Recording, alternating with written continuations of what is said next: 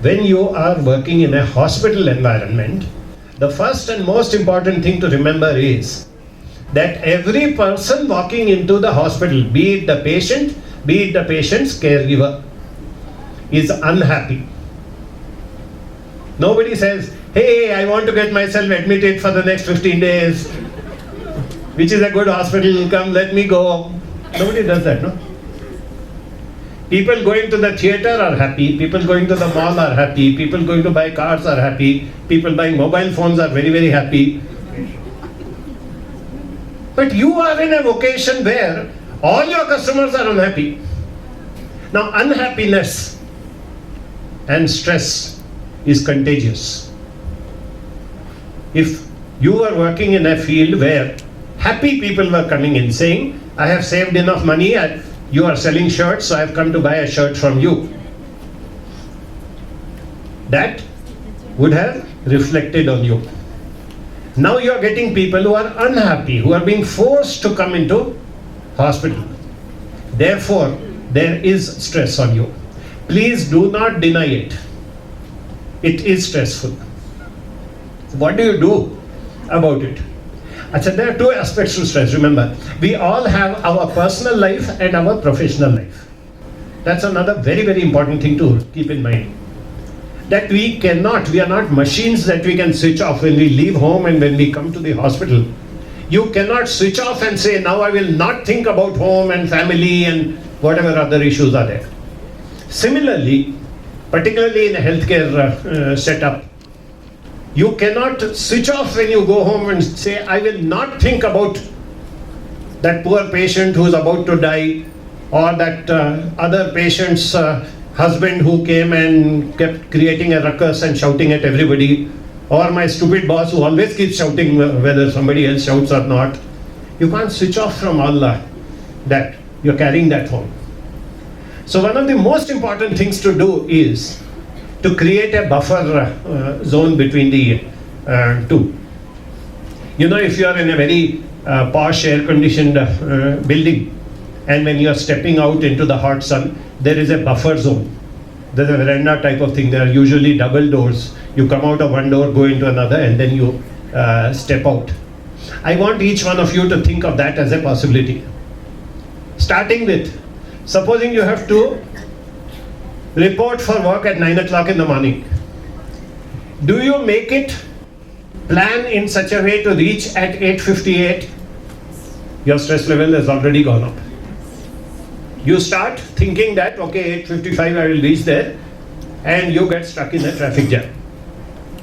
Now you know that if you don't make it at 9, it becomes 9:02 or 9:04 also, you are going to be marked late. Your stress level is unnecessarily going up.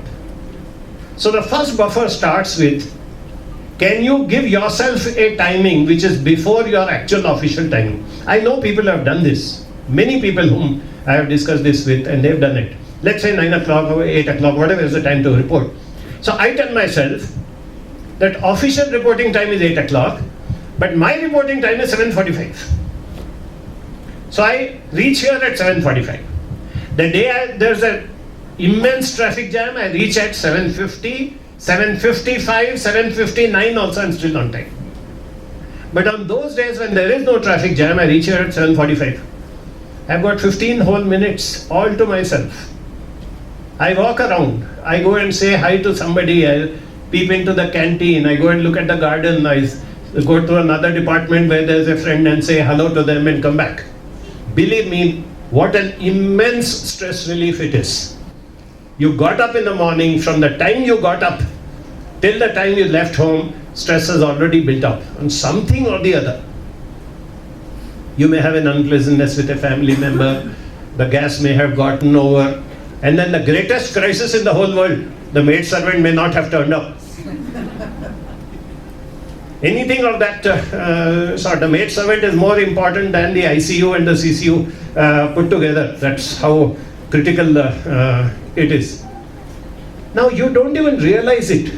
If she was a few minutes late and you were fretting, fuming, finally she did turn up, so you said, okay, fine, she has come, now I can push off, everything is done. But stress is cumulative, it keeps adding on. The same thing you can repeat in the evening. When you say that I put in a full day's work and I'm extremely tired, I just want to first get home and relax. You don't actually get home and relax. Can you create a buffer? Can you create 10-15 minutes of doing something here itself, go out somewhere, or in the hospital itself, if there's a library or something of that sort, or go somewhere, or invite a friend for a cup of coffee or something of that sort. Or you're going home, you reach your locality, okay, now I'm safe, traffic, this, that, I've come home. Maybe there's a little park or there's a small shop who's a friendly fellow. Go and spend 10 minutes there and then walk into the... If you can't even do that, go home and tell your family members that my Guruji has said that as soon as I reach home after coming back from work, I have to chant a mantra for 15 minutes. If I don't do that, then my mother-in-law will die, so I better do that. So go home, lock yourself up for 15 minutes and thoroughly enjoy those 15 minutes of solitude. Learn to communicate with yourself.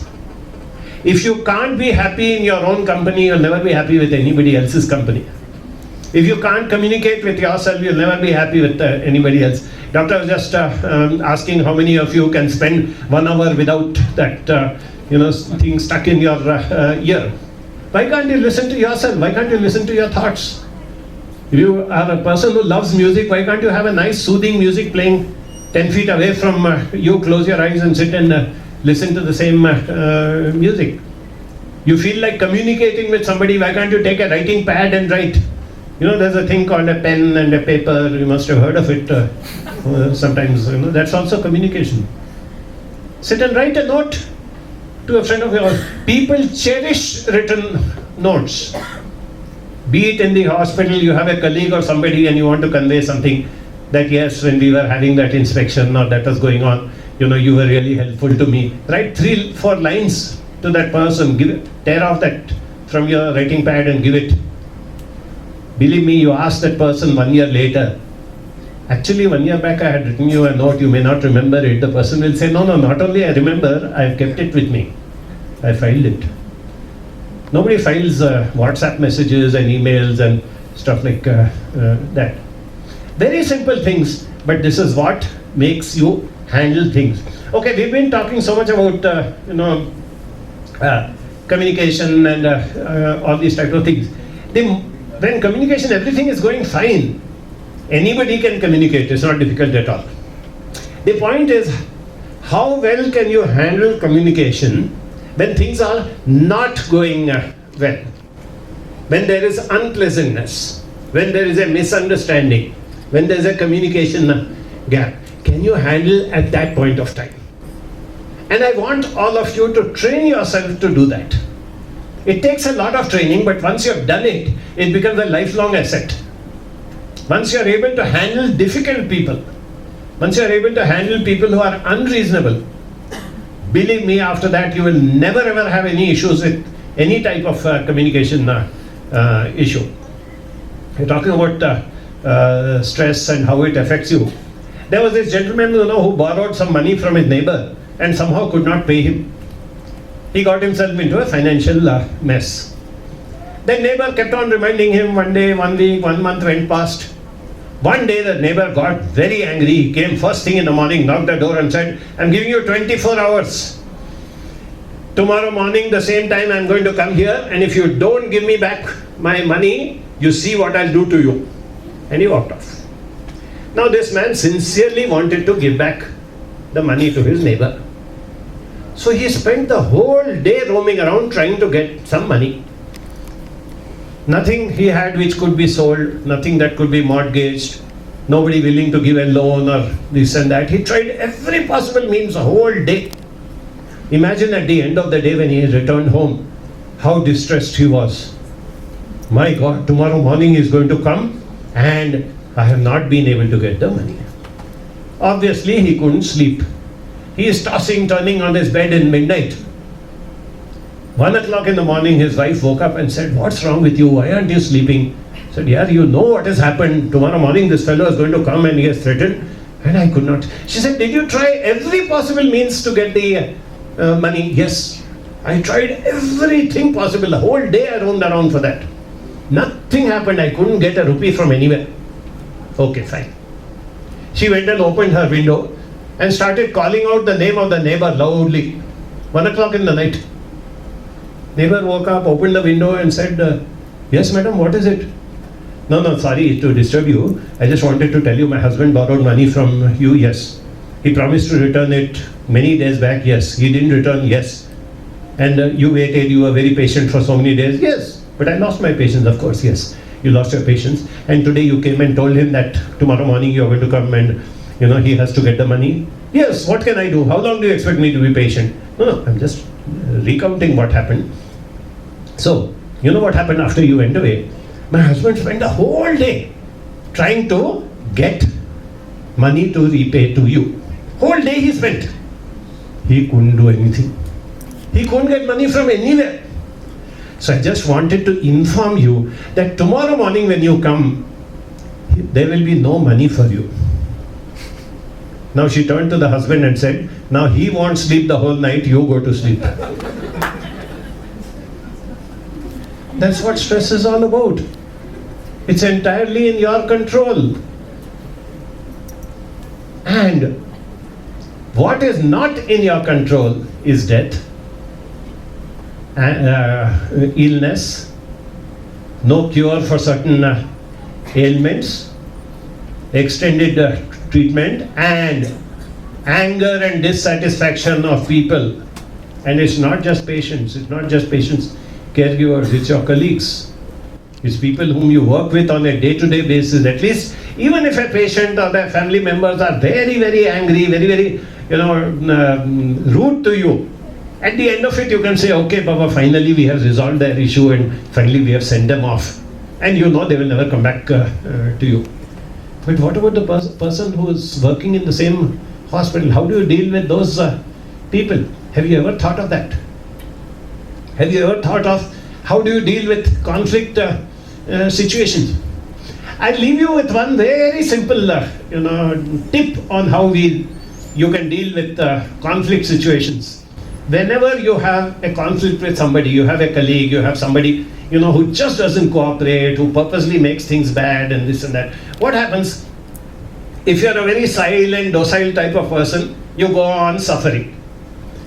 And you keep hoping that when I keep on obliging him all the time, someday he will learn and someday he will get better. It doesn't happen. Human behavior is not like that. He takes it for granted that you are willing to oblige him, and his expectation keeps going up further. So that's not the answer. The reverse of that is you start getting into arguments with him. You tell him, you haven't given me that document, without that how can I do this. He says, no, I can't give it to you because of that. You are the one who's doing this, and a fight ensues. Nobody wins. Both are losers. There's a very simple way to this. Instead of making you statements, you have not given me that document. If you can describe the situation by saying, I am not able to produce the document with which I can prepare this bill or I can complete this work which has been assigned to me. So you have taken it upon yourself. You have described the issue that this document or this statement has not come to me. The second thing is, describe your emotion. I get very upset. Sometimes I get irritated. I feel sad that I'm not being able to come up to this level.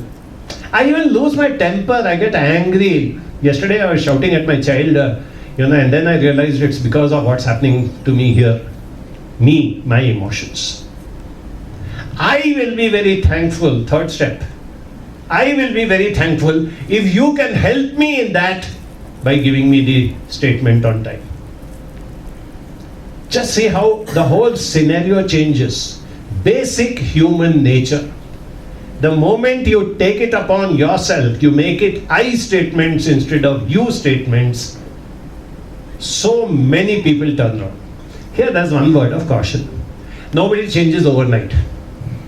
I've had people coming and telling me, I had this very irritating fellow in my office. You told me that technique, that day it looked very fine. 3 days I tried out, nothing happened. So I've given up. It doesn't happen that way. If you're going to be working with this person, you're not working with him for 3 days or 3 weeks or 3 months. You may be working for 3 years or 30 years with him. So you have to wait, you have to be patient, but it works. There are a lot of such things. Please focus on what and how you are going to do when things go bad. And do it when things have not got bad. Look around you. Go back tomorrow to your workplace and look around. This person seems to be a little unreasonable. This person creates small irritations for me. This type of patients or their caregivers generally do this. What can I do to anticipate? That's how you bring your stress levels down. That's how you work on this thing. These are very simple things, nothing from textbooks or anything of that sort. These are actual day-to-day practical things which we have been seeing for the last 30-40 years and working upon it. They actually work. But what happens when things are going smooth? We relax. When a crisis takes place, we try to do firefighting. It's like saying that when a fire breaks out over here, then I will go and float tenders to find out which is the cheapest fire extinguisher available. It can't be done that way. Even if there's been no fire for the last 10 years, I still have to ensure that a good fire extinguisher is kept ready. That's how human interactions are. That's how life is. It can be very enjoyable. You are in a field where you are doing very meaningful work. Don't ever forget that. Few days later, this surgeon, the doctor, is taking his rounds in the hospital. He walks into this lady's room. Old lady is lying there on the bed. She's got the IV stuck into her, so she can't get up. Her throat is bandaged, she cannot speak. But the moment the doctor entered the room, she recognized the surgeon who has saved her life. Her eyes lit up. She gave a big smile and she took a writing pad from the side and started writing vigorously on that. Doctor, you have come to see me. I am so happy. You are like God to me. You have saved my life. Without you, I would have been dead. I want to thank you personally. As soon as I am up and about, I will come and meet you and convey my gratitude. She wrote on that and gave the pad to the doctor. Doctor read that, smiled at her, turned the page and wrote, "It is God who saves lives. I am only doing my duty. Anyway, I am happy that your cancer tumor has been removed and I wish you long life and good health. And yes, when you're up and about, do come and see me." He wrote all that and gave it back to her. The patient, the lady, is looking at the pad, looking at the doctor, very puzzled. Then she turns the page and writes on the third page, "Doctor, I can hear."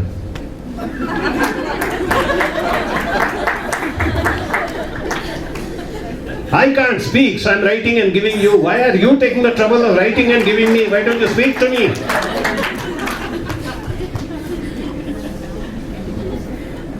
This is a real life scenario. And in various ways, it keeps repeating itself in different ways. I think from all that you've been hearing about communication, if you really want to, finally think about what communication is all about, please change the spelling of communication and make it Listen. There's no doubt about it. Ms. Mercy mentioned that God has given us 2 ears and only one mouth. So He expected us to listen at least twice as much as we talk. 2:1 ratio. But remember one more thing. He gave us 2 ears which don't close. They are all the time open.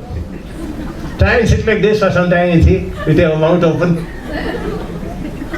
It's so uncomfortable. So, I want to add on one more thing to what she said. It's proven by research that your listening is inversely proportional to your stress levels. The more you are stressed out, the worse a listener you are. Now the question is, are you stressed out? No. How many of you feel that on a day-to-day basis, when you work particularly in a hospital or that type of health setup, how many of you feel that what you are doing is stressful? Can I see a raise of hands? Sometimes. The worst thing about stress is denial. Those who deny that they have stress are always those who are worst hit. Walk into your CCU in your hospital, you will find nowadays you'll find a lot of young people also, 30s, 40s. They have landed themselves in the cardiac care unit, which means they are battling life and death because of heart problem. Ask them, what do you do? Or check out with somebody else. What was their lifestyle just 24 hours before they landed up in the hospital? They had probably just come back from America, were going to Delhi to attend an important meeting. They were sitting till 10 o'clock in the night, they were attending parties. And when somebody asked them that, why don't you please slow down? Don't you think that you're adding too much stress? They would say, no, I am used to it. I can handle it. No issues.